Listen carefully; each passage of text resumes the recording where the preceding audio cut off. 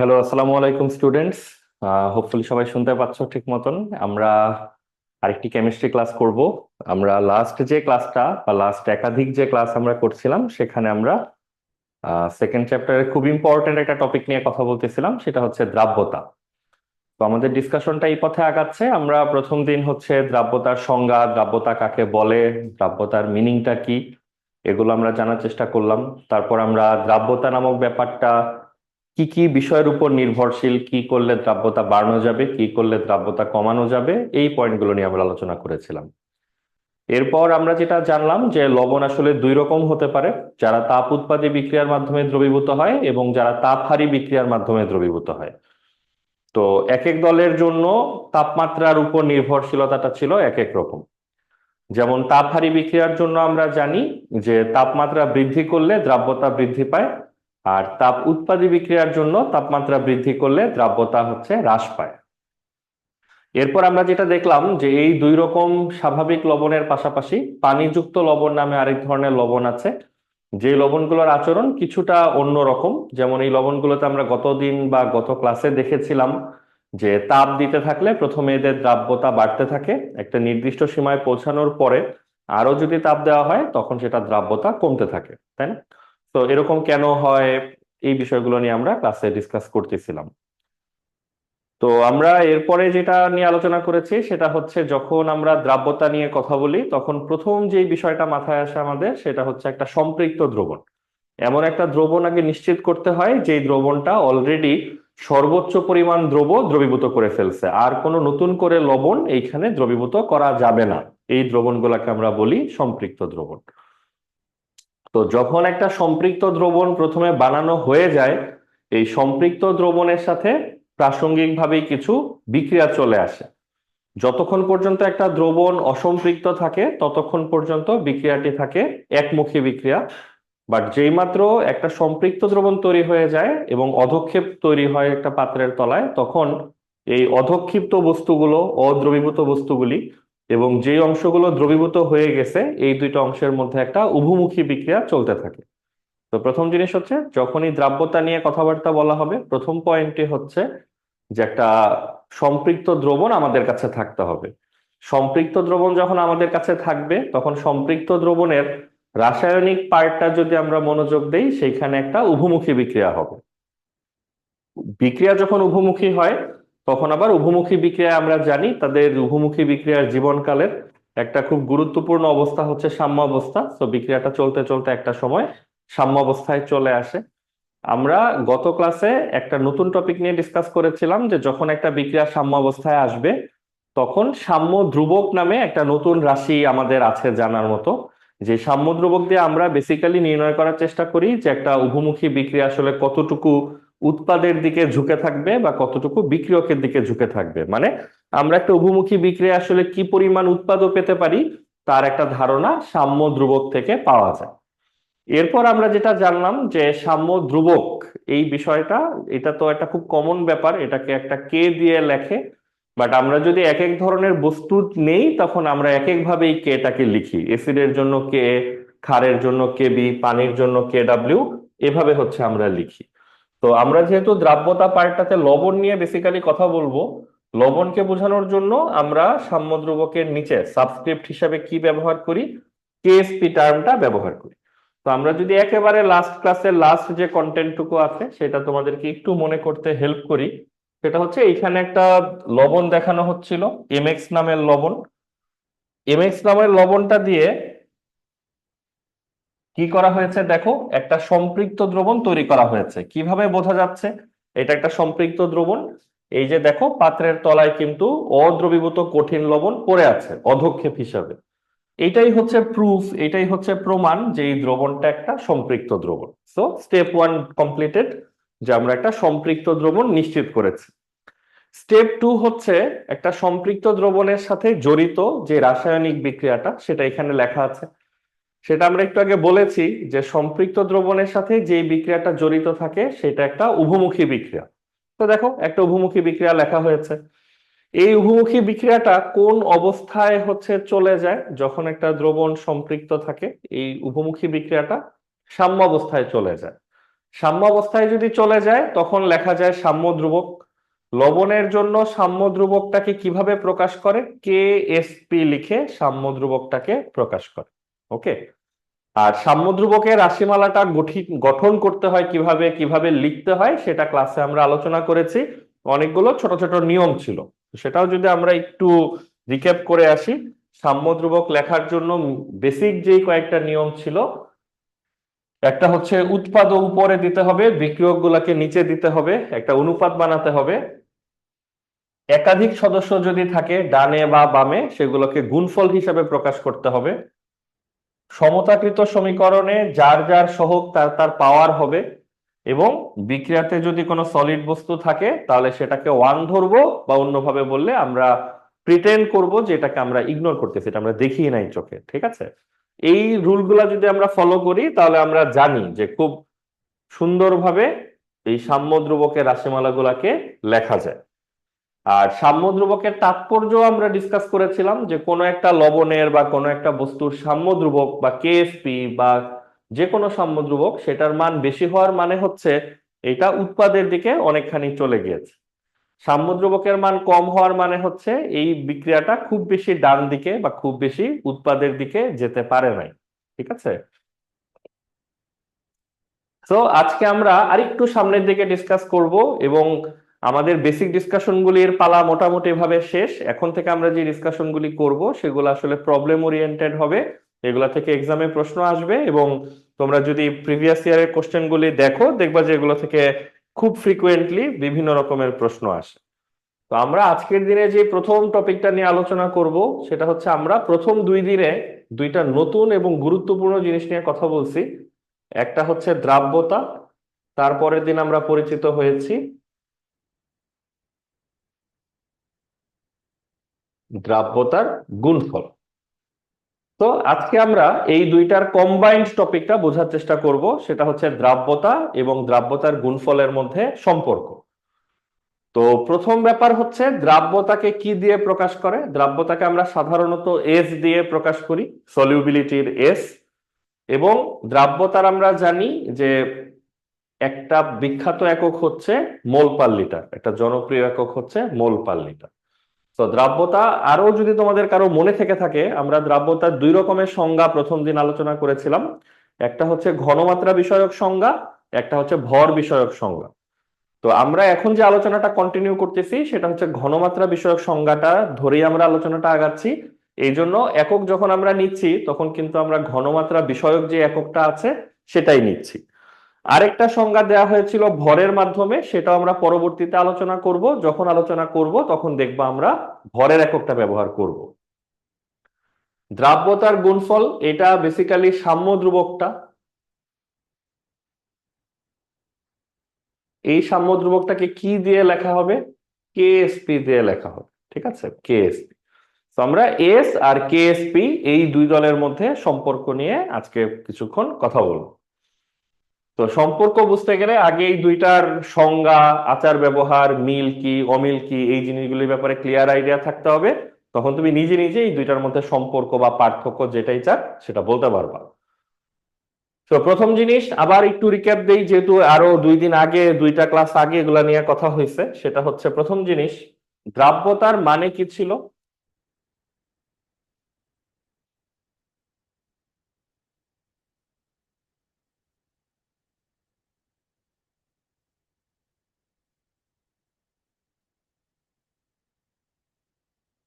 সর্বোচ্চ যতটুকু পরিমাণ লবণ দ্রবীভূত হয় সেটাকে আমরা বলি হচ্ছে দ্রাব্যতা। ঠিক আছে, সর্বোচ্চ যতটুকু দ্রবীভূত হয় সেটাকে আমরা বলি হচ্ছে দ্রাব্যতা। তো কোনো কিছুর দ্রাব্যতা এস মোল পার লিটার, এই কথাটার মানে হচ্ছে 1 লিটার দ্রবণে হায়েস্ট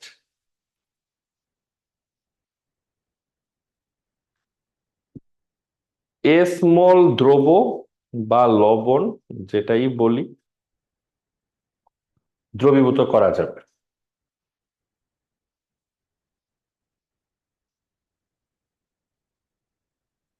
ঠিক আছে, তাহলে বক্তব্যগুলির ব্যাপারে সবাই একটু পরিষ্কার হই। সেটা হচ্ছে কোনো কিছুর দ্রাব্যতা এস মোল পার লিটার যদি বলে, দেখো পার লিটারে এস মোল। তো এটাই লেখা আছে, দেখো, পার লিটার দ্রবণে তুমি এস মোল পরিমাণ দ্রব সর্বোচ্চ মেশাতে পারবা। তো এস পর্যন্ত সে অ্যালাউ করবে মিশার ব্যাপারে। এস যখন ওভারকাম করে যাবে, এস যখন ক্রস করে ফেলবে, তখন এক্সট্রা লবণগুলি কিন্তু এখানে কি হবে না, দ্রবীভূত আর হবে না। ঠিক আছে? তো দেখো, কোনো কনফিউশন থাকলে কথা বইলো। এই হচ্ছে দ্রাব্যতার আইডিয়া। তো কোনো কিছুর দ্রাব্যতা কেউ যদি বলে যে 0.3 মোল পার লিটার, এই কথার মানে হচ্ছে 0.3 মোল পার লিটার। তার মানে পার লিটার দ্রবণে, প্রতি লিটার দ্রবণে তুমি হাইয়েস্ট 0.3 মোল পর্যন্ত দ্রব বা লবণ মিশাতে পারবা। 0.3 পর্যন্ত সে ওপেন, মিশতে দিবে, আয়নিত হইতে দিবে। 0.3 যখন পার হয়ে যাবে, তারপর কিন্তু এই লবণগুলা এক্সট্রা যেগুলো পরে আসবে সেগুলো সব নিচে পড়ে থাকবে, এগুলো কিন্তু আর দ্রবীভূত হবে না। ঠিক আছে? আর কেএসপি জিনিসটা কি? কেএসপি জিনিসটা আমরা ধরো একটা এক্সাম্পল দিয়ে বলা সবচেয়ে সহজ, যে আমরা যদি এখানে একটা লবণের নাম ঠিক করি, ধরো এমএক্স নামে একটা লবণের ব্যাপারে যদি এই কথাবার্তাগুলো আমাদের হয়ে থাকে, যখন একটা সম্পৃক্ত দ্রবণ তৈরি করা হয় তখন আমরা জানি এমএক্স লবণটা এইভাবে হচ্ছে বিক্রিয়া করে। এটার কেএসপির রাশিমালাটা দেখতে তখন এইরকম হচ্ছে দেখায়।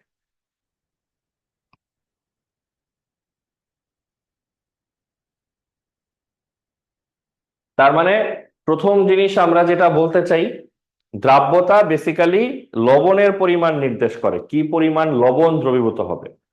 আর দ্রাব্যতার গুণফল দেখো, একটা দ্রবণ যখন এরকম সাম্য অবস্থায় চলে আসে, তখন তাদের আয়নের ঘনমাত্রার গুণফল নির্দেশ করে, আয়নের ঘনমাত্রার গুণফল।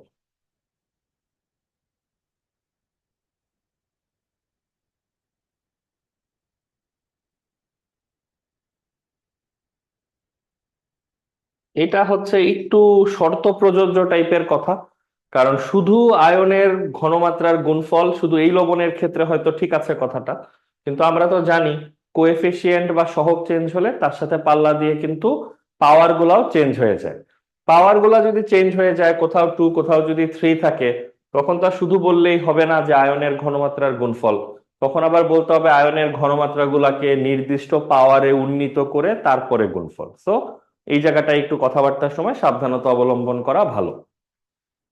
মূল জায়গাটায় যদি ফোকাস করি, দ্রাব্যতা পরিমাণ নির্ণয় করে, পরিমাণ প্রকাশ করে। কার পরিমাণ প্রকাশ করে?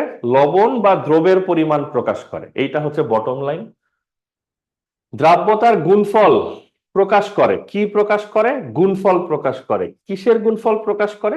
আয়নের ঘনমাত্রার গুণফল প্রকাশ করে। তার মানে দ্রাব্যতা ডিল করে হচ্ছে লবণ নিয়ে, আর দ্রাব্যতার গুণফল ডিল করে হচ্ছে আয়ন নিয়ে। এইটা হচ্ছে মনে রাখার বা মাথায় রাখার সিম্পলেস্ট ক্লু, যে দুইটা আসলে দুইটা ডিফারেন্ট জিনিসটা ড্রাইভ করে, ডিফারেন্ট জিনিসে প্রকাশ করে। দ্রাব্যতা বললে বুঝবো লবণ মাপতেছি, দ্রাব্যতার গুণফল বললে সাধারণত আমরা বুঝবো আমরা আয়ন পরিমাপ করতেছি। ঠিক আছে? এইটা হচ্ছে বেসিক ক্লু। দ্বিতীয় পয়েন্ট হচ্ছে এককে ভিন্নতা থাকবে।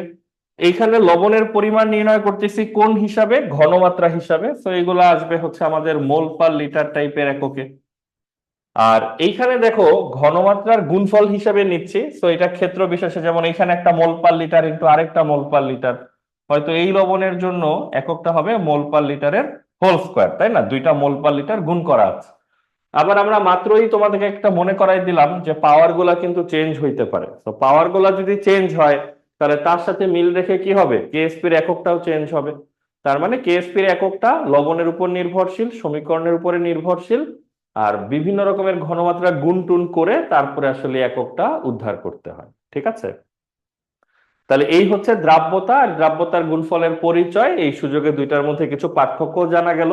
আবার বলতেছি, দ্রাব্যতা ডিল করে লবণ নিয়ে, দ্রাব্যতার গুণফল ডিরেক্টলি ডিল করে আয়ন নিয়ে। লবণের ঘনমাত্রা যেহেতু প্রকাশ করে, সেটার একক আমরা মোল পার লিটার দিয়ে পেতে থাকবো।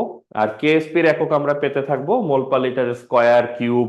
মানে ঘনমাত্রা বিভিন্ন রকমের গুণফল থেকে আসা বিভিন্ন রকমের একক এখানে হইতে পারে। ঠিক আছে?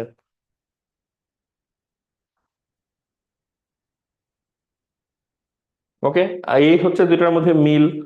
আর দুইটার মধ্যে যদি একটা বেসিক অমিল চাই, যে অমিল তো ধরো এইগুলো হচ্ছে অমিল, তাই না? লবণের পরিমাণ, আয়নের পরিমাণ, একক হচ্ছে ডিফারেন্ট ডিফারেন্ট। দুইটার মধ্যে মিল কি তাহলে?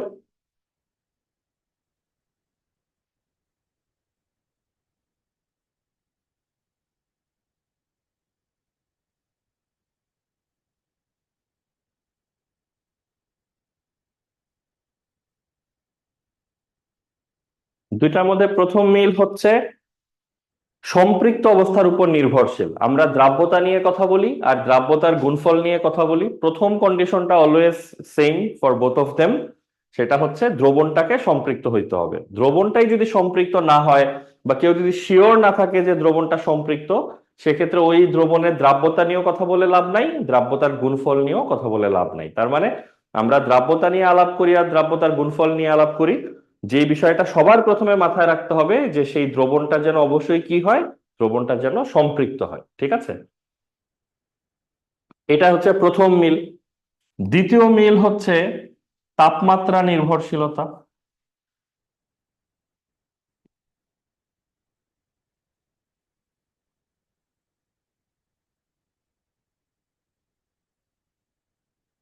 তো তাপমাত্রার উপরে দুইটাই নির্ভরশীল, তাপমাত্রা পরিবর্তন হয়ে গেলে দ্রাব্যতাও চেঞ্জ হয়, দ্রাব্যতার গুণফলও হচ্ছে চেঞ্জ হয়। এই জন্য দ্রাব্যতা নিয়ে আলাপ করো আর দ্রাব্যতার গুণফল নিয়ে আলাপ করো নির্দিষ্ট তাপমাত্রায়, স্থির তাপমাত্রায়, এই ধরনের শব্দগুলো বা শব্দগুচ্ছগুলি জায়গায় জায়গায় প্রয়োগ করতে হবে।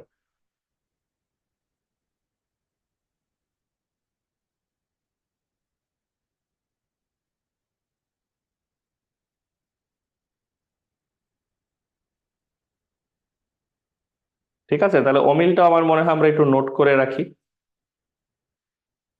আমার মনে হয় দ্রাব্যতা,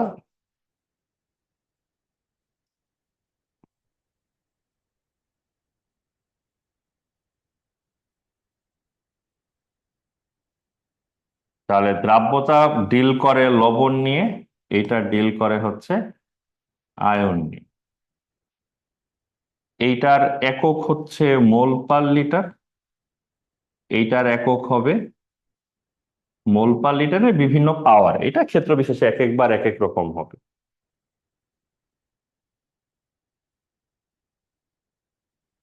দ্রাব্যতা রাশিটা সবার জন্য, যে কোনো বস্তু, যে কোনো বস্তু মানে আয়নিক যৌগ হোক, সমযোজী যৌগ হোক, যে কোনো যৌগের জন্য তুমি দ্রাব্যতা শব্দটা ব্যবহার করো, মানে হাইয়েস্ট কি পরিমাণ দ্রব্য দিছো, তো দ্রব্য হলেই হয়। দ্রব্যটা আয়নিক নাকি সমযোজী এগুলো ম্যাটার করে না, এগুলোর উপর কোনো কিছু নির্ভর করে না। কিন্তু দ্রাব্যতার গুণফল একটু সীমাবদ্ধ জিনিস, সেটা হচ্ছে দুর্বল বা মৃদু তড়িৎ বিশ্লেষ্য।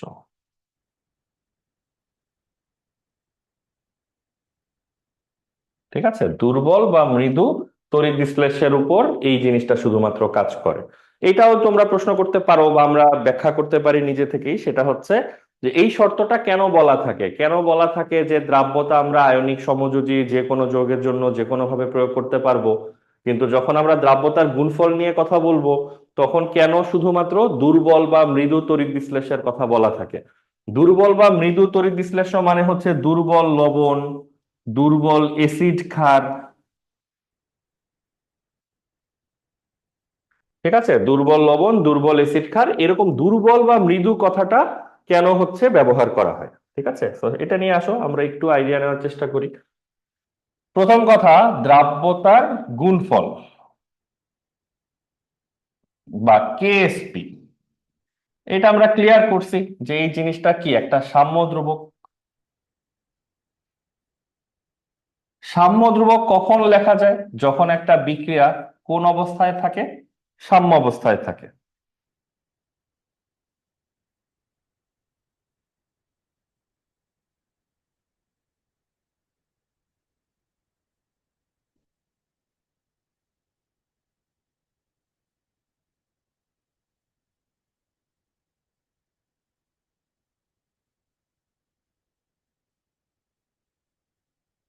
ঠিক আছে, তো যখন কোন একটা বিক্রিয়া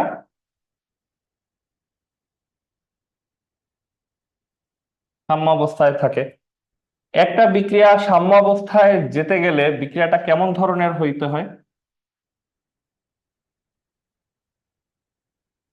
তার মানে সাম্য অবস্থা জিনিসটা অ্যাপ্লিকেবল, প্রযোজ্য শুধুমাত্র উভমুখী বিক্রিয়ার জন্য। তার মানে যখন তুমি কোনো দ্রাব্যতার গুণফল পেতে চাইবা, তার মানে তোমাকে অবশ্যই কি নিশ্চিত করতে হবে? একটা উভমুখী বিক্রিয়া নিশ্চিত করতে হবে। এই জায়গাটাতেই হচ্ছে প্যাচ। আমরা যখন তীব্র বা শক্তিশালী কোন তড়িৎ বিশ্লেষ্যের কথা বলি, তড়িৎ বিশ্লেষ্য শব্দটার সাথে আশা করি তোমাদের পরিচয় আছে, পরিচয় না থাকলে শুনে রাখো। যেই যৌগগুলা দ্রবণে গেলে আয়নিত হয়, আয়ন তৈরি করার মাধ্যমে বিদ্যুৎ পরিবহন করে, এগুলাকে আমরা বলি তড়িৎ বিশ্লেষ্য। আমরা তড়িৎ বিশ্লেষ্য বলে একটা বড় সড়ো সেট মিন করতে চাই, যে শুধু লবণ না, লবণও তড়িৎ বিশ্লেষ্যের অংশ। লবণের পাশাপাশি এসিড বা ক্ষার এই ধরনের বস্তু যারা দ্রবণে গেলে আয়নিত হয় তাদেরকেও আমরা এক কথায় তড়িৎ বিশ্লেষ্য বলি। তো তীব্র বা শক্তিশালী তড়িৎ বিশ্লেষ্য, এদের এই তড়িৎ বিশ্লেষ্য বলতে আমরা লবণ, এসিড, ক্ষার ইত্যাদি অনেক কিছুকেই মিন করি যারা দ্রবণে গেলে আয়নিত হয়, আয়ন তৈরি করতে পারে। এদের সংজ্ঞা কি, এটা কি তোমরা ছোট ক্লাসে পড়ছো নাকি? তীব্র এসিড বা তীব্র ক্ষার বা তীব্র লবণ বা তীব্র তড়িৎ বিশ্লেষ্য কাদেরকে বলে? যারা সম্পূর্ণ আয়নিত হয়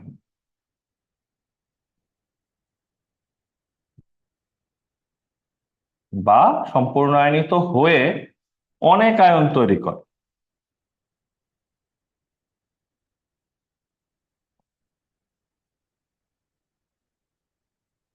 ঠিক আছে, সো যারা তীব্র, এটা তো বলাই যায় যে যারা তীব্র তারা হচ্ছে অনেক আয়ন তৈরি করবে, অনেক বেশি বেশি আয়ন তৈরি করবে, অনেক ভালো পরিবাহী হবে। ঠিক আছে, তো তীব্র বা শক্তিশালী তড়িৎ বিশ্লেষ্য সেটা এসিড, ক্ষার, লবণ যেটাই হোক, এটার প্রথম বৈশিষ্ট্যই থাকে যে এটা আসলে খুব ভালোভাবে আয়নিত হতে পারে এবং অনেক অনেক আয়ন তৈরি করতে পারে। এই যে সম্পূর্ণ আয়নিত হওয়া, সম্পূর্ণ, এই জিনিসটাকে রাসায়নিক ভাবে যখন আমরা বলি তখন বলি যে এরা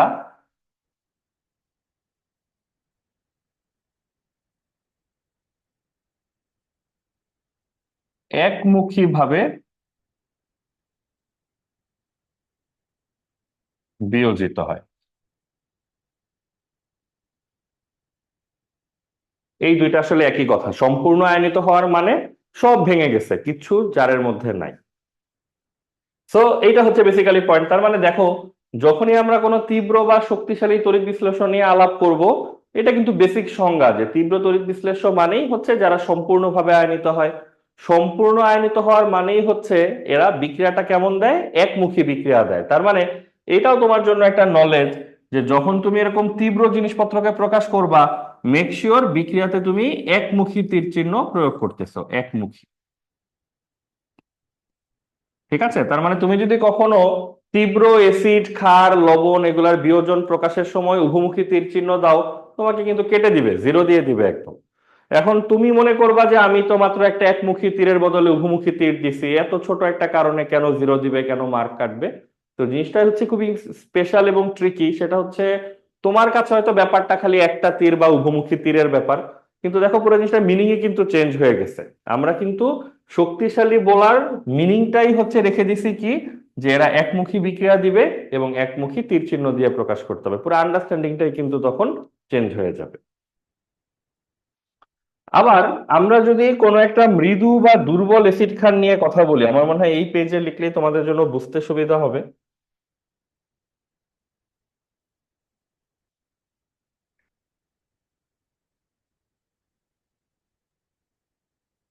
দুর্বল বা মৃদু এই শব্দটাই আমরা ব্যবহার করি প্রকাশ করার জন্য। যদি দুর্বল বা মৃদু তড়িৎ বিশ্লেষ্য হয়, দুর্বল তড়িৎ বিশ্লেষ্য বলতে কি বোঝায় সেটা তো আমরা লিখেই রাখছি যে এসিড, ক্ষার, লবণ যে কোনো কিছু বললেই হবে। বাট জিনিসটা যদি মৃদু হয় তাহলে দেখো ওদের আচার ব্যবহারে কি কি বৈশিষ্ট্য প্রকাশিত হবে। প্রথমটা হচ্ছে এরা সম্পূর্ণরূপে আয়নিত হয় না, এদেরকে আমরা বলি যে এরা আংশিক বা অসম্পূর্ণভাবে আয়নিত হয়।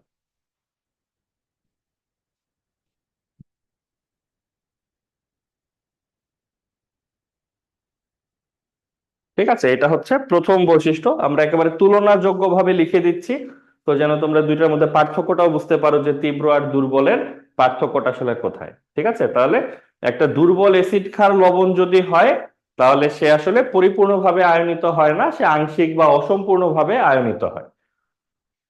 দ্বিতীয়ত, এই অসম্পূর্ণ আয়নীকরণ বুঝায় কিভাবে? আমরা বলি যে এরা পুরোপুরি ভাবে ভাঙে নাই, আধা আধা, আংশিক, অল্প অল্প করে ভাঙছে। তার মানে বিক্রিয়ার বাম পক্ষেও কিছু রয়ে গেছে, কিছু ডান পক্ষেও রয়ে গেছে। বাম পক্ষে রয়ে গেছে কেন? কারণ পুরোটা তো বাইরে যায় নাই, পুরোটা তো ভাঙে নাই। পুরোটা যদি ভেঙে যাইতো তাহলে বাম পক্ষে শূন্য পাইতাম। তো এদেরকে আমরা কিভাবে প্রকাশ করি বলতো? উভমুখী বিক্রিয়া দেয়, দিয়ে বিয়োজিত হয়। আর তৃতীয়ত, উভমুখী বিক্রিয়াকে যেভাবে প্রকাশ করা দরকার, সাইন সিম্পটম, ওইটাই আমরা ব্যবহার করি। উভমুখী বিক্রিয়ার জন্য যে উভমুখী তীর, সেটাই হচ্ছে আমরা ব্যবহার করি এবং ব্যবহার করব। ওকে, তাহলে এই হচ্ছে বটম লাইন। এখন দেখো তো জিনিসটা সেন্স মেক করে কিনা। আমরা যদি দ্রাব্যতার গুণফল লিখতে চাই, দ্রাব্যতার গুণফল হচ্ছে একটা সাম্য ধ্রুবক, সাম্য ধ্রুবক লেখা হয় সাম্য অবস্থায়। সাম্য অবস্থা পাওয়ার মূল শর্ত হচ্ছে একটা উভমুখী বিক্রিয়া থাকতে হবে। উভমুখী বিক্রিয়া তোমাকে কে অফার করে বলতো? শক্তিশালী বা তীব্র বস্তুগুলো অফার করে, নাকি দুর্বল বা মৃদু বস্তুগুলি অফার করে? এটাই হচ্ছে বেসিক কোশ্চেন।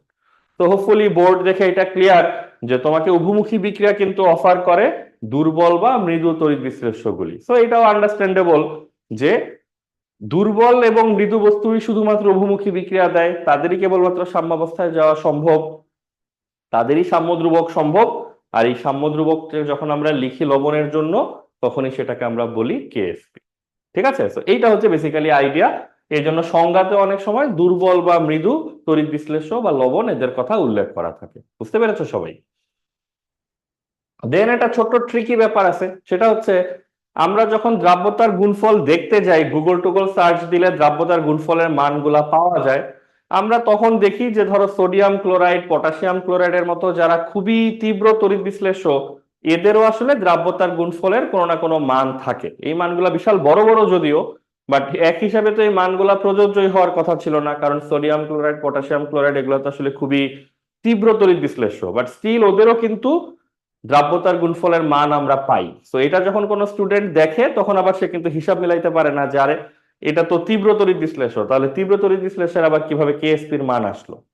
তো এই ব্যাপারে আমরা তোমাকে একটা ট্রিকি, ছোট্ট ট্রিকি জিনিসের শেয়ার করতে পারি। সেটা হচ্ছে, নিশ্চয়ই তোমরা ছোটবেলায় এটা পড়ছো যে আসলে অ্যাকচুয়ালি দুনিয়াতে কিন্তু একমুখী বিক্রিয়া বলে কিছু নাই, সবাই উভমুখী। কেউ একটু ভালো এবং উল্লেখযোগ্য উভমুখী, কেউ একটু কম উভমুখী। তার মানে উভমুখী বিক্রিয়া আসলে ঘুরে ফিরে সবাই, কেউ একটু তীব্র বা ভালোভাবে বিক্রিয়াটা দেয়, কেউ আসলে খুব ভালোভাবে শো করে না। তো এই যে সোডিয়াম ক্লোরাইড, পটাশিয়াম ক্লোরাইড, এই কথার মানে সূত্র ধরে আমরা বলতে পারি যে দুনিয়াতে সবাই আসলে টুকটাক উভমুখী বিক্রিয়া দেয়। তো সেই হিসাবে আমরা আসলে তীব্র তীব্র লবণ যেগুলোকে আমরা চিনি, সেগুলারও আমরা মাঝে মধ্যে কেএসপির ভ্যালু দেখতে পাই বা লিখতে পারি অনেক সময়। অতএব এটার খুব সিরিয়াসলি নেওয়ার কিছু নাই, আন্ডারস্ট্যান্ডিংটাকে ওইভাবে আমরা রাখবো যে ফার্স্ট অফ অল কোনো তীব্র অ্যাসিড, তীব্র ক্ষার এবং তীব্র লবণ যদি পাই, তাদের সাম্য ধ্রুবকের মান পাবো অনেক বড়। বাট মান তো পাওয়ারই কথা না, পয়েন্ট আসলে ওইটা, মান কেন পাচ্ছি, অ্যান্সার হচ্ছে ওইটা যে আমরা তো আসলে দুনিয়াতে একমত হই নাই যে একমুখী বিক্রিয়া বলে কিছু আছে। আমরা কিন্তু বলি যে সব বিক্রিয়াই উভমুখী। ভালো করে শুধু খেয়াল করতে হবে, সূক্ষ্মভাবে খেয়াল করতে হবে। ঠিক আছে, তো এইটা হচ্ছে একটা ব্যাখ্যা যে কেন আসলে সংজ্ঞাগুলাতে বা বিভিন্ন জায়গায় কেন আসলে দুর্বল তড়িৎ বিশ্লেষ্যগুলির কথা বারবার উল্লেখ করা হয়। ওকে,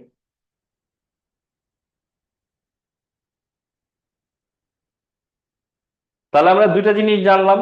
এক হচ্ছে দ্রাব্যতা, দ্রাব্যতার গুণফলের মধ্যে সম্পর্ক জানলাম, মিল জানলাম, সম্পর্ক বলা ঠিক হবে না, মিল জানলাম যে এরা দুজনেই সম্পৃক্ত দ্রবণের জন্য প্রযোজ্য। আর অমিলের মধ্যে আমরা কয়েকটা পয়েন্ট জানলাম যে একজন লবণ নিয়ে ডিল করে, একজন আয়ন নিয়ে ডিল করে, অ্যাকর্ডিংলি তাদের একক একটা পরিবর্তন আসে। আর দ্রাব্যতা কথাটা বা শব্দটা আমরা যে কোনো বস্তুর জন্য প্রয়োগ করতে পারি, আয়নিক সমযোজী, কিছু সমস্যা নাই। কিন্তু দ্রাব্যতার গুণফল যখন আমরা বলি, তখন সাধারণত আমরা দুর্বল বা মৃদু তড়িৎ বিশ্লেষ্যগুলিকে ফোকাস করি। ওকে,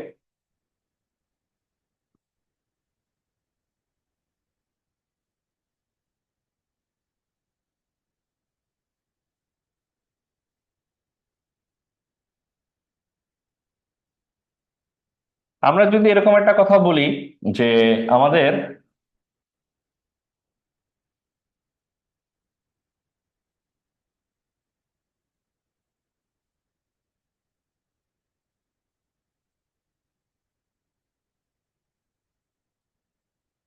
এমএক্স নামে একটা লবণ আছে, এই লবণটার দ্রাব্যতা হচ্ছে এস মোল পার লিটার। এই লবণটির কেএসপি কত হবে সেটা নির্ণয় করো। আমরা ধরো উল্লেখ করে দিলাম যে আমরা 25 ডিগ্রি সেলসিয়াসে কাজকর্মগুলা করতেছি, তো তাপমাত্রাটা নির্দিষ্ট থাকলো, 25 ডিগ্রি, আলাদা কোনো কাজ এখানে নাই। এখন প্রশ্নটা দেখো, এইটাই হচ্ছে আমাদের টপিকের মূল থিম, যে দ্রাব্যতা এবং দ্রাব্যতার গুণফলের মধ্যে কিভাবে সম্পর্ক স্থাপন করা যায়। প্রশ্নে একটা লবণের নাম বলে দেওয়া আছে এমএক্স, আর কি বলে দেওয়া আছে, এই লবণটার দ্রাব্যতার একটা মান বলে দেওয়া আছে, যে দ্রাব্যতার মানটা হচ্ছে এস মোল পার লিটার, আর জানতে চেয়েছে কেএসপি। তাহলে আসো স্টেপ বাই স্টেপ জিনিসটা একটু বোঝারও চেষ্টা করি, সলভ করারও চেষ্টা করি। প্রথম জিনিস হচ্ছে দ্রাব্যতা এবং দ্রাব্যতার গুণফল, এই শব্দগুলা শুধুমাত্র কোন ধরনের দ্রবণের জন্য প্রযোজ্য? সম্পৃক্ত দ্রবণের জন্য প্রযোজ্য। সম্পৃক্ত দ্রবণের জন্য যদি প্রযোজ্য হয়, তাহলে আমরা অলরেডি স্বীকার করে নিচ্ছি কোশ্চেন দেখেই যে এমএক্স লবণটা কোন অবস্থায় আছে? সম্পৃক্ত অবস্থায় আছে। তাহলে যে কোনো সম্পৃক্ত অবস্থাকে কিভাবে প্রকাশ করা যায়? একটা উভমুখী বিক্রিয়া লিখে প্রকাশ করতে হয়। উভমুখী বিক্রিয়াটার চেহারা কেমন হয়?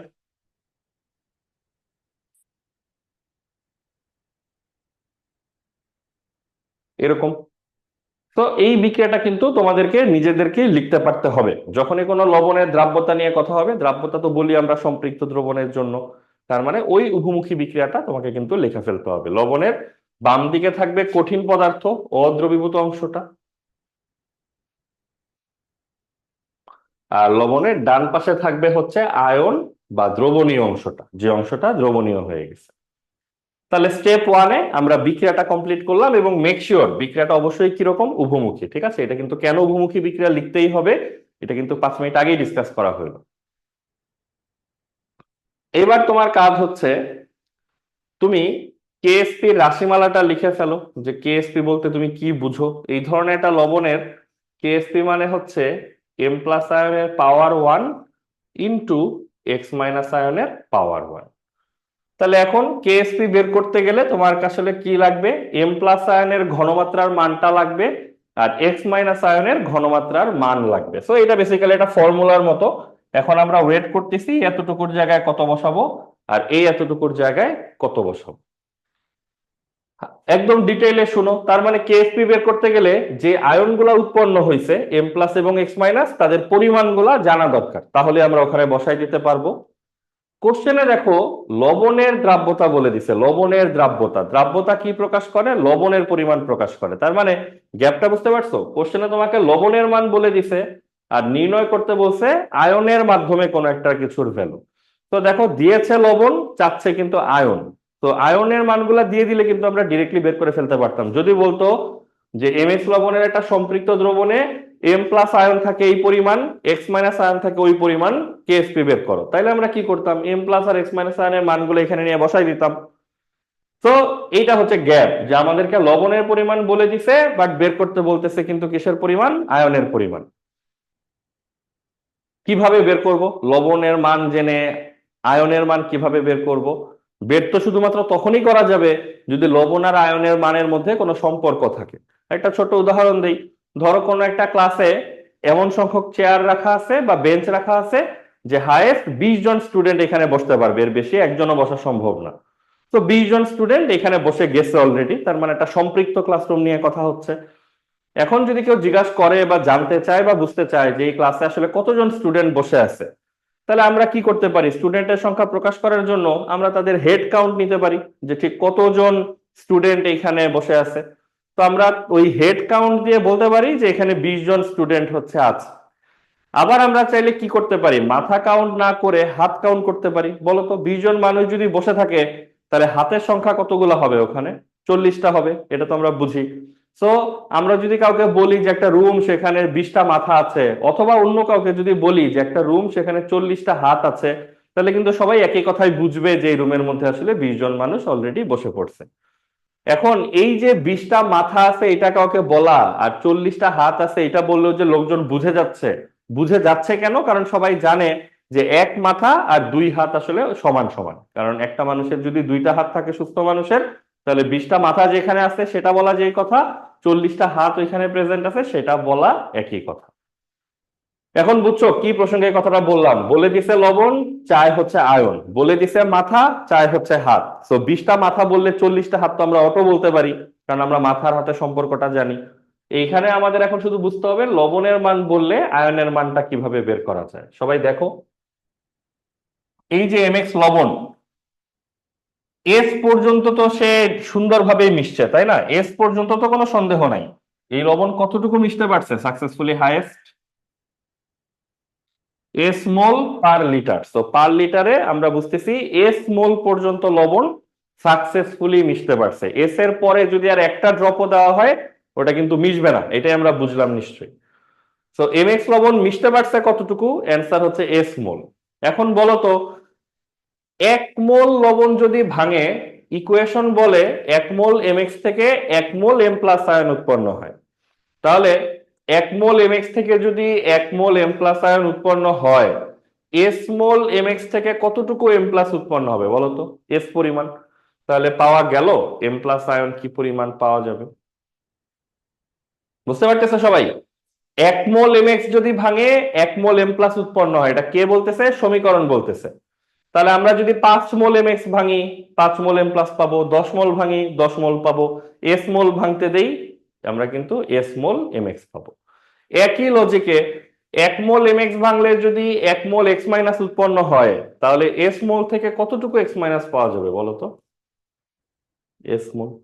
তো এই হচ্ছে বেসিক্যালি পয়েন্ট, যে তুমি যদি প্রতি লিটারের জন্য এইভাবে হিসাব করো যে এস মোল পার লিটার লবণ ভাঙলে S mole per litre M plus উৎপন্ন হবে, S mole per litre X minus উৎপন্ন হবে। সবাই কি ঘটনা বুঝতে পারছো কি বললাম? তাহলে দেখো প্রশ্নে আমাদেরকে বলে দিছিল এই যে লবণের পরিমাণটা, আমরা কিন্তু ঠিকই কাহিনী করে কার মানগুলা বের করে নিলাম, আয়ন গুলার যে মান সেগুলা কিন্তু আমরা বের করে নিলাম। তাহলে এখন যদি আমাদেরকে কেউ প্রশ্নে বলে যে এই সম্পৃক্ত দ্রবণটায় এম প্লাস আয়নের পরিমাণ কতটুকু, অ্যান্সার হচ্ছে S mole per litre. X minus আয়নের পরিমাণ কতটুকু, অ্যান্সার হচ্ছে S mole per litre. So M plus এর পরিমাণ হচ্ছে এস, পাওয়ার তো আগেই নির্ধারিত যে পাওয়ার 1 হবে, এইটারও পরিমাণ এস, পাওয়ার আগে থেকেই নির্ধারিত 1 হবে। তো কেএসপি এর মানটা আসবে এস স্কোয়ার। এই যে এইটাকে আমরা বলি হচ্ছে দ্রাব্যতা এবং দ্রাব্যতার গুণফলের সম্পর্ক। এই যে এস হচ্ছে দ্রাব্যতা, কেএসপি হচ্ছে দ্রাব্যতার গুণফল। বোঝা যাচ্ছে? তো আমরা খুবই পার্ট বাই পার্ট জিনিসটা আলোচনা করলাম যেন প্রত্যেকটা পিকচার ক্লিয়ার থাকে কোন কাজটা করতেছি কেন করতেছি। বেশ সহজ কাজ, বাট বইপত্র, গাইড, লেকচার বিভিন্ন জায়গা থেকে যখন দেখবা অনেকে হয়তো বোঝানোর চেষ্টা করবে না যে কোন ভ্যালুটা কেন নিচ্ছ, সব শুধু বলবে যে এটা এখানে লিখবা, এস হলে এস হয়, এস হলে এস হয়, এস স্কোয়ার হয়। তো জিনিসটা একটু আত্মস্থ করার চেষ্টা করো, বোঝার চেষ্টা করো যে কেন আমরা এই এস কে এইখানে এবং এইখানে ট্রান্সফার করে দিতে পারলাম। ঠিক আছে? কোশ্চেন থাকলে কোশ্চেন কইরো। আর কেএসপি এর একক কি হবে বলতো? মোল পার লিটারের পাওয়ার 1 ইন্টু মোল পার লিটারের পাওয়ার 1। সো এটার একক কিন্তু হবে মোল পার লিটারের হোল স্কোয়ার। এই প্রসঙ্গেও এককের ব্যাপারে দুইটা কথা একটু বলে রাখা যায় যে বিভিন্ন প্রচলিত জনপ্রিয় বইপত্রে বলা আছে যে কেএসপি এর একক নাই বা কেএসপি এর একক বসানো যাবে না, বা আরো ব্রডার সেন্সে যদি বলি সাম্য ধ্রুবকেরই নাকি একক নাই বা একক বসানো ঠিক হবে না। কিন্তু কথা হচ্ছে আমাদের সবগুলা টেক্সট বই তো এই ব্যাপারে একমত না। অনেক টেক্সট বইতে দেখবা একক লেখা আছে, অনেক টেক্সট বইতে একক লেখা নাই। সো অ্যাজ এ স্টুডেন্ট তোমার কি করা উচিত সেটা হচ্ছে এককগুলা প্রয়োগ করা উচিত, কারণ তোমার এক্সামের কপি কোথায় যাবে তুমি জানো না। তো পার্টিকুলার কোনো রাইটার যদি ফিল করেন যে একক লেখা উচিত না, উনি ফিল করুক এবং উনি একক ব্যবহার না করুক, আমরা সেটাও অ্যাপ্রিসিয়েট করতেছি। বাট যতদিন পর্যন্ত সব টেক্সট বই একই কাতারে না আসবে, মার্ক পাওয়ার ব্যাপারটা যেহেতু তোমার সাথে জড়িত, তোমার আসলে রিস্ক নেওয়াটা ঠিক হবে না। এককগুলা লিখতে থাকলেই ভালো হয়। আর কলেজে যখন ক্লাস টাস হবে ওই ইনস্ট্রাকশন গুলাও নেওয়ার চেষ্টা করো যে টিচাররা কিভাবে চিন্তা করতেছে। ঠিক আছে? তাহলে এই গেল আমাদের একটা নির্দিষ্ট ধরনের লবণের কেএসপি আর এস এর মধ্যে সম্পর্ক। এখন এই নলেজটা প্রয়োগ করে আমরা আরো কিছু লবণের জন্য কাজটা করতে পারি কিনা আসো সেটা একটু আমরা চেক করি।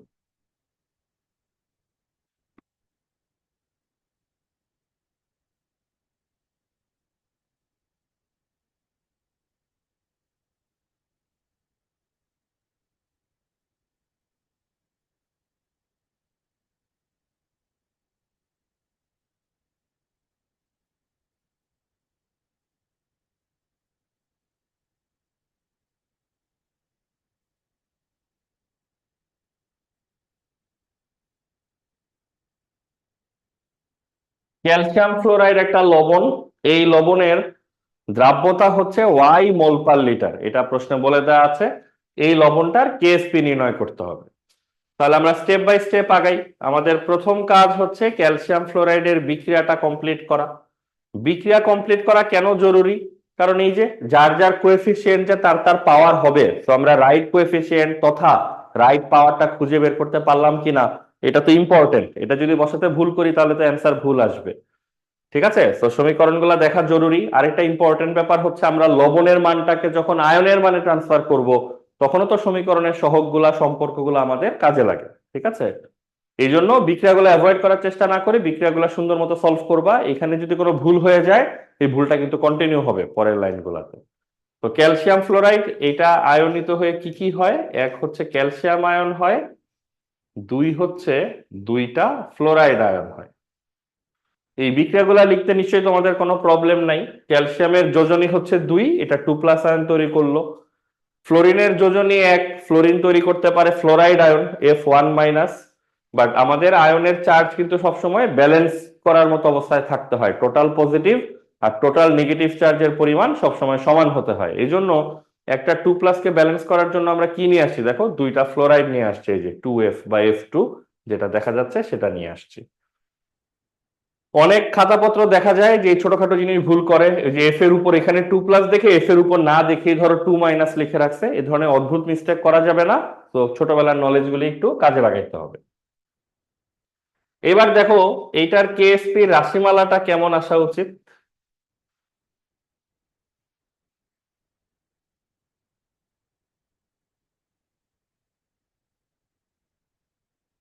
আশা করি বুঝতে পারতেছো রাশিমালাটা কিভাবে লেখা হয়েছে। নিয়ম কানুন গুলো আগেও শেয়ার করা হয়েছে তোমাদের সাথে।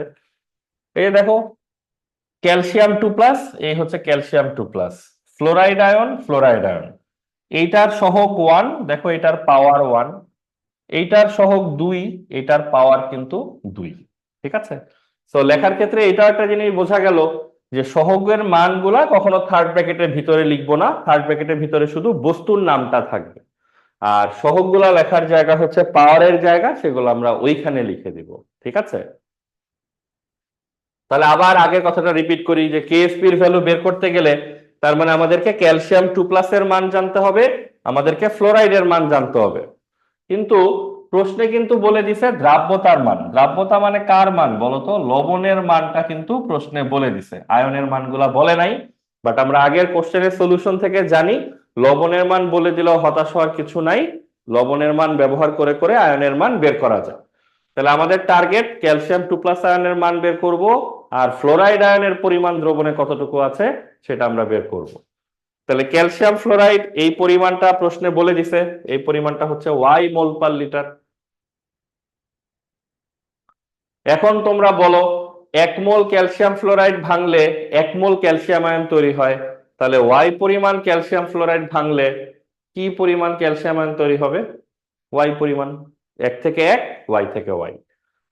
এখন দেখো চিন্তাশীল স্টুডেন্টরা বুঝে যাবা যে 1 মোল ক্যালসিয়াম ফ্লোরাইড থেকে উৎপন্ন হয় 2 মোল করে ফ্লোরাইড। 1 মোল থেকে যদি 2 মোল উৎপন্ন হয়, তাহলে 100 মোল থেকে কতটুকু পাবো? 200 মোল। 50 থেকে কয়টা পাবো? 100টা পাবো। 20টা থেকে কয়টা পাবো? 40টা পাবো।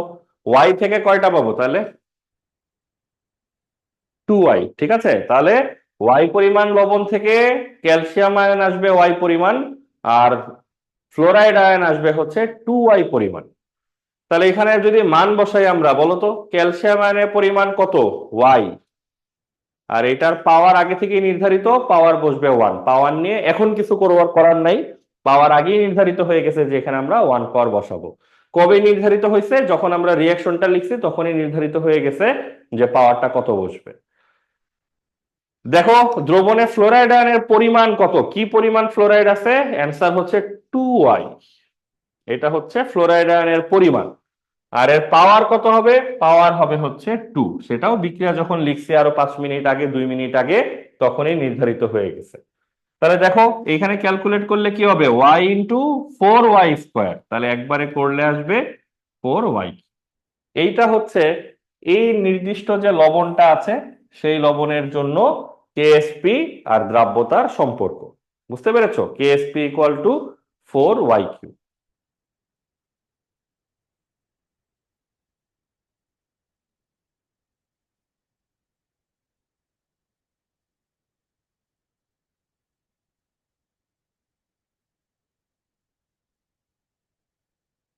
একক কি আসবে? ওয়াই এর একক হচ্ছে এই যে দেখো মোল পার লিটার, তাহলে ওয়াই কিউব মানে কি হবে? মোল পার লিটার হোল কিউব। ঠিক আছে, এইভাবে হচ্ছে এই অংশটাকে সম্প্রসারিত করতে হবে, এই অংশটা বুঝতে পারতে হবে, লিখতে পারতে হবে। তার মানে দুইটা প্রবলেম সলভ করে আমাদের নিশ্চয়ই একটু ভালো লাগতেছে। এই প্রবলেমটা সলভ করার ক্ষেত্রে যদি বলি আমাদের ক্লাসরুম এক্সপিরিয়েন্স বলে, যখন আমরা কথাবার্তা বলতে থাকি তখন স্টুডেন্টরা কিন্তু চট করে বুঝে ফেলে যে এইটার অ্যান্সার ওয়াই কিউব হবে, এটা যে 4y কিউব হবে এটা কিন্তু অনেকেই প্রথম গোতে ধরতে পারে না। বাট এই কনফিউশন গুলাতে পড়া যাবে না, তো স্পষ্ট করে বারবার নিজেরে প্রশ্ন করবা, বাংলায় আগাবা যেন কনফিউশন না হয়। এই যে ইকুয়েশনটা লেখা এর মানে হচ্ছে দেখো, এই অংশটার মানে হচ্ছে দ্রবণে ক্যালসিয়াম আয়ন কতটুকু আছে, এই অংশটার মানে হচ্ছে দ্রবণে ফ্লোরাইড আয়ন কতটুকু আছে। নিজেকে প্রশ্ন করবা এই দ্রবণে ফ্লোরাইড আয়ন কতটুকু আছে, এই প্রশ্নটার উত্তর যা সেই উত্তরটাই এখানে এনে বসাই দিবে। ঠিক আছে, তাহলে কনফিউশন কম হবে। আমরা নিশ্চয়ই বুঝতে পারছি, তো আমরা আরো একটা দুইটা কোশ্চেন সলভ করে বুঝার ব্যাপারটাকে আরেকটু পাকাপোক্ত করতে পারি। যেমন অ্যালুমিনিয়াম ক্লোরাইড একটা লবণ, ধরে নিচ্ছি এটার দ্রাব্যতা হচ্ছে কিউ মোল পার লিটার, তাহলে এটার কেএসপি কত হবে? নিশ্চয়ই দুইটা প্রবলেম সলভ করে আমাদের একটু কনফিডেন্স হয়েছে, আমরা আগে তুলনায় একটু দ্রুত সলভ করতে পারবো এটা। প্রথম কাজ, বিক্রিয়া লেখা। অ্যালুমিনিয়াম ক্লোরাইড সলিড, অ্যালুমিনিয়ামের যোজনী কত? 3, তো ও তৈরি করবে অ্যালুমিনিয়াম 3+ আয়ন। সাথে আছে ক্লোরিন, ক্লোরিনের যোজনী হচ্ছে 1, ও তৈরি করবে ক্লোরাইড আয়ন 1-। তারপর আমরা জানি চার্জ সমতা করতে হয়, তো 3+ এর জন্য 3- দরকার। আমরা তো আর চাইলেই ক্লোরিনটা 3- লিখতে পারবো না, ক্লোরিন তো 1-, তো তিনটা নিয়ে আমরা 3- ম্যানেজ করব। বা তুমি বাম পক্ষে তাকালেও দেখবা ক্লোরিন যে তোমার তিনটা নিতে হবে। তো স্টেপ 1 ডান। দেন আমাদের এটার কেএসপি রাশিমালা লেখার কথা। এটার কেএসপি রাশিমালা কেমন? অ্যালুমিনিয়াম 3+ আয়নের ঘনমাত্রা যার পাওয়ার হবে 1, সাথে থাকবে ক্লোরাইড আয়নের ঘনমাত্রা যার পাওয়ার থাকবে 3। তার মানে আমরা এখন আয়নের মান টান গুলা পাই নাই, আমাদের কাছে আছে কিনা হয়তো সেটাও জানি না, কিন্তু রিয়াকশন লেখার পরপরই কিন্তু আমরা বুঝতেছি কার পাওয়ার কত হবে, কারণ কার কোএফিসিয়েন্ট কত হবে সেটা আমরা জেনে গেছি। এখন আগের নলেজ অ্যাপ্লাই করো, আয়ন গুলার পরিমাণ আমরা জানি কিনা সেটা একটু খোঁজ করো। অ্যালুমিনিয়াম ক্লোরাইডের পরিমাণ জানি, সেটা হচ্ছে কিউ মোল পার লিটার। দেখো 1 মোল লবণ থেকে উৎপন্ন হয় 1 মোল অ্যালুমিনিয়াম আয়ন, তো কিউ থেকে উৎপন্ন হবে কিউ। 1 মোল লবণ ভাঙলে উৎপন্ন হয় 3 মোল ক্লোরাইড, তো কিউ থেকে উৎপন্ন হবে থ্রাইস কিউ। তাহলে দেখো তো এইখানে অ্যালুমিনিয়াম 3+ এর পরিমাণ দ্রবণে কি পরিমাণ? কিউ। ক্লোরাইড আয়নের পরিমাণ কত? অ্যান্সার হচ্ছে থ্রাইস কিউ। এটার পাওয়ার আগেই নির্ধারিত কত? 3। তাহলে Q into 27 Q cube, 27 Q to the power 4। ঠিক আছে, এইটা আসবে এক্সপ্রেশন। এককটা কি আসবে?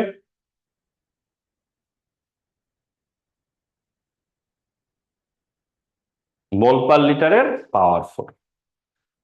তার মানে বোঝা যাচ্ছে কেএসপি আর এস বা দ্রাব্যতা, যেটা আমরা এস না লিখে একবার কিউ লিখতেছি, একবার আরো কি যেন লিখলাম, ওয়াই লিখলাম।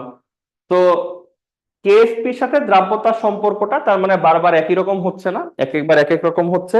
এটা নির্ভর করতেছে লবণের সংকেত, লবণটা কিভাবে বিক্রিয়া দিচ্ছে তার উপর নির্ভর করতেছে। তো তুমি এইটার ব্যাপারে একটু লিবারেল এবং ওপেন থাকলেই ভালো, যেই লবণই দিক এই মেথড ফলো করে এই অ্যান্সার বের করে ফেলবা। ঠিক আছে, তো আমরা আরেকটা দেখি লাস্ট।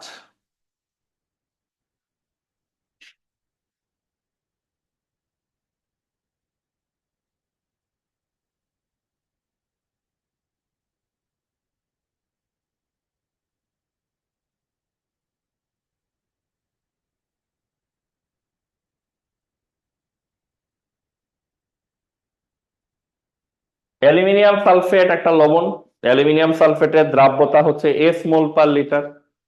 এটার কেএসপি কত? এটা যদি জানতে চায় কেউ আমাদের কাছে, স্টেপ গুলা তাহলে একটু কুইক ফলো করি সবাই। এই হচ্ছে অ্যালুমিনিয়াম সালফেট সলিড, এইটা ভেঙে অ্যালুমিনিয়াম 3+ আয়ন হবে, আর হবে সালফেট আয়ন। অ্যালুমিনিয়াম আমরা নিতে পারবো দুইটা, এখানে দুইটা অ্যালুমিনিয়াম নিলে টোটাল প্লাস চার্জের পরিমাণ হবে 6+, তাই না? 3+ দুইটা, তাহলে আমাদের নেগেটিভ চার্জও কত হইতে হবে? 6-। এখানে কত নিলে 6- হবে বলো তো? 3 নিলে 3 × 2 করে 6- হবে। সালফেট যে 3টা নিব সেটা এই সালফেটের পাশে 3 দেখেও বুঝতে পারবা, ঠিক আছে? তাহলে বিক্রিয়া লেখা শেষ। এবার আসি কেএসপির এক্সপ্রেশনটা কেমন হবে সেটা নিয়ে।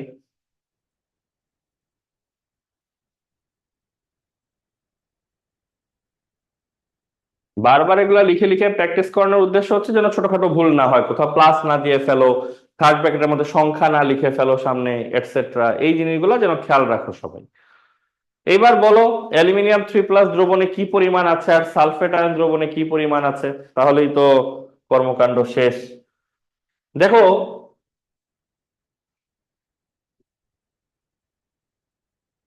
এইটার পরিমাণ এস, এটা প্রশ্নে বলা আছে। 1 মোল থেকে উৎপন্ন হয় 2 মোল বস্তু, তাহলে এস থেকে উৎপন্ন হবে 2s। 1 মোল লবণ থেকে উৎপন্ন হয় 3 মোল বস্তু, তাহলে এস থেকে উৎপন্ন হবে 3s, তাই না? Simple as that. তার মানে অ্যালুমিনিয়াম আয়নের পরিমাণ দ্রবণে কতটুকু? অ্যান্সার হচ্ছে 2s। স্কয়ার তো আগেই নির্ধারিত। সালফেটারের পরিমাণ দ্রবণে কত? অ্যান্সার হচ্ছে 3s, এইটার পাওয়ার হচ্ছে কিউব। তো তুমি যদি এই পুরোটা হিসাব করো, যে 4s² ইন্টু 27s³, এইটা হচ্ছে 108s⁵। এইটা হচ্ছে অ্যান্সার, ঠিক আছে? 108s⁵। একক কি আসবে এটার?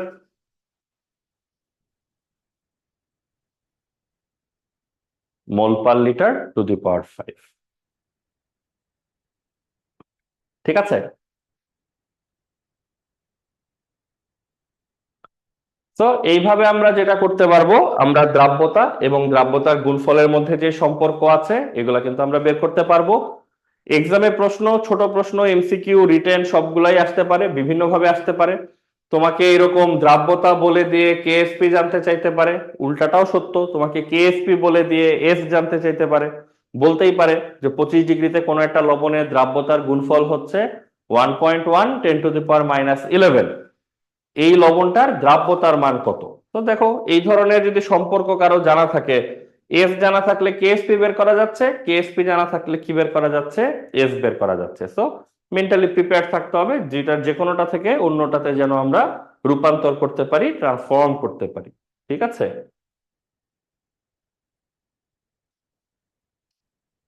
এখন এইখানে আরেক ধরনের প্রশ্ন মাঝে মাঝে আসে, যেটাতে পোলাপান খুব খুশি হয়ে অ্যান্সার করে, পরে দেখা যায় ভ্যালু আসে নাই, মানে জিরো পাইছে। ঠিকঠাক মতো বুঝে লেখার পরেও জিরো আসার যে কয়টা কারণ আছে তার মধ্যে একটা হচ্ছে বেশি সূক্ষ্ম জিনিস মনে রাখতে না পারা। সেটা হচ্ছে এই যে কেএসপি লেখার সময় আমরা যে বিভিন্ন থার্ড ব্র্যাকেট ব্যবহার করি, এটা আমরা ক্লাসে মাল্টিপল টাইম তোমাদেরকে মনে করাই দিছি যে এই থার্ড ব্র্যাকেটের মিনিং কিন্তু ফিক্সড, এটা হচ্ছে মোল পার লিটার।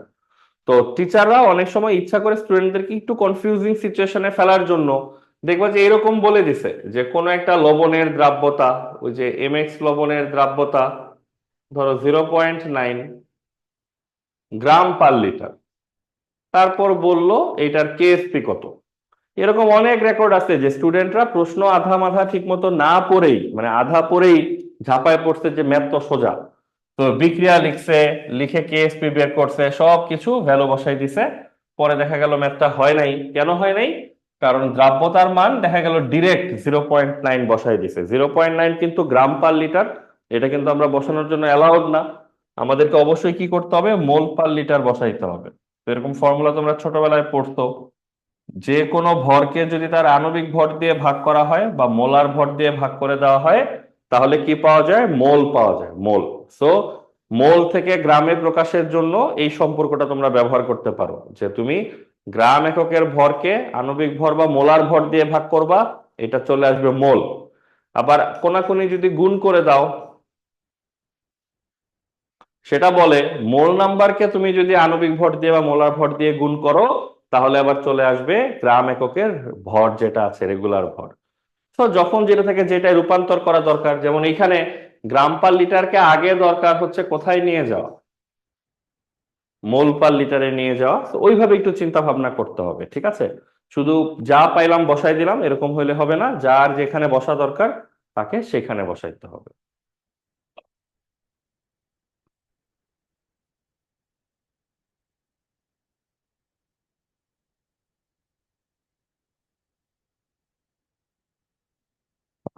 আমরা একটা প্রশ্ন দিচ্ছি তোমাদেরকে সলভ করার জন্য, যেটা তোমরা বুঝে বুঝে সলভ করতে পারবা।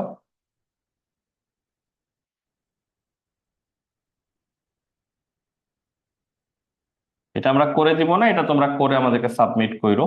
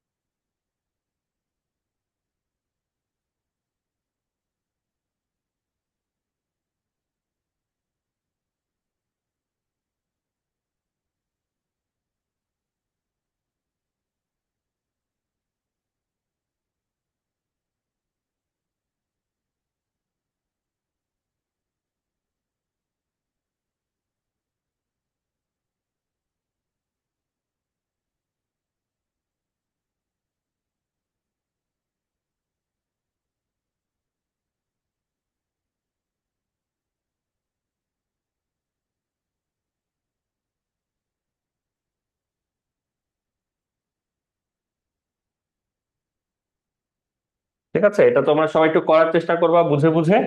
ক্যালসিয়াম ফ্লোরাইড লবণের একটা সম্পৃক্ত দ্রবণে ফ্লোরাইড আয়নের ঘনমাত্রা পাওয়া গিয়েছে 0.45 mole per litre. Calcium fluoride লবণটির কেএসপি এর মান কত হবে? ঠিক আছে, প্রশ্নের শুরুতে 25 ডিগ্রি সেলসিয়াস এটা উল্লেখ করে রাখতে পারো, তাহলে তাপমাত্রা নিয়ে যে কনফিউশন নাই সেটা বুঝতে পারবো।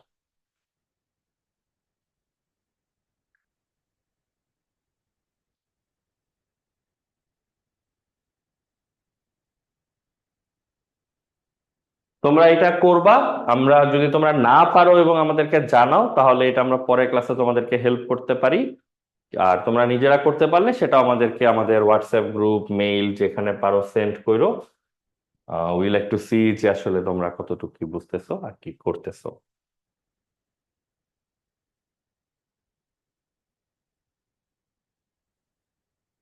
ঠিক আছে, যদি এই পর্যন্ত আমরা মোটামুটি বুঝে থাকি, আমাদের আরেকটা অংশ শেষ হলো, সেটা হচ্ছে দ্রাব্যতা এবং দ্রাব্যতার গুণফলের মিল অমিল এবং সম্পর্ক। তো আমরা আজকে আর ক্লাসটা প্রলম্বিত করতে চাই না, এরপরের যে টপিকটা সেটা আরেকটা গুরুত্বপূর্ণ টপিক, সেটা আমরা আরেকটা সেশনেই কমপ্লিট করতে চাই। পরের টপিকটার নাম হচ্ছে অধক্ষেপ।